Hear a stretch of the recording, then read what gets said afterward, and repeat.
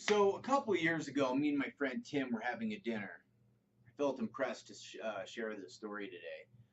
And we're enjoying a couple steak dinners. I believe it was at Applebee's or Chili's or one of the restaurants at that level.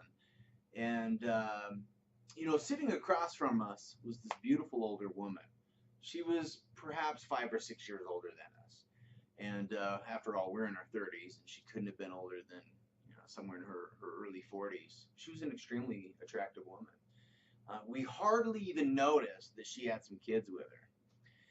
And we looked over at her a couple times, and both of us we appreciate tact, and we're very aware of what we're putting out there.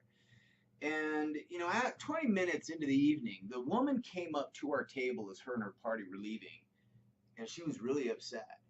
And she chastised us for looking at her daughter, for checking out her daughter. And she let us know that her daughter was about 15 years old. 16, 15 sounds about right if I remember correctly. And we were in shock. We were in absolute shock. I then looked at her daughter, and this was the first time I really had seen her. I was totally unaware. To me, there were children sitting with her. And she pulled the kids out, and they stormed out through the front door. And I just looked over at my friend, and I was like, what in the world just happened? Like, we were checking her out. And I just have the personality where I'm not going to let that, that's not the end of it. So I pretty much ran outside. I chased her down. And before they'd gotten to their vehicles at the end of that little sidewalk that takes you to the parking lot, I said, hey, excuse me, but you need to hear what I have to say. Me and my friend were checking you out. And I looked at the girl and what appeared to be maybe a friend of hers. And she looked in shocked, like she was in shock, not at me and my friend, but at her mother's behavior. And I said, hey, me and my friend, we weren't even looking at you. We were checking out your mom.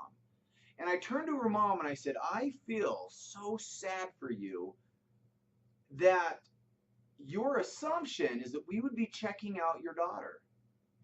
And I said to her, I don't know what you've been through, but it must be pretty bad for you to make that assumption.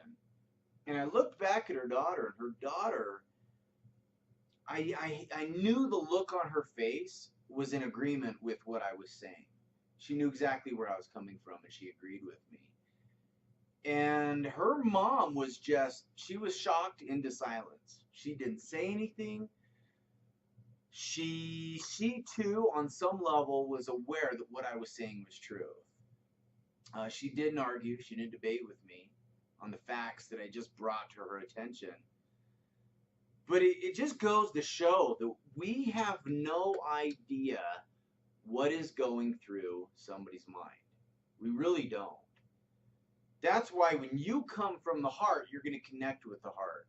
When we're in our head and we're overwhelmed with how to approach things from our mind, we're gonna we're gonna come up against what's going through their mind too, and the two are rarely, if ever, gonna come together.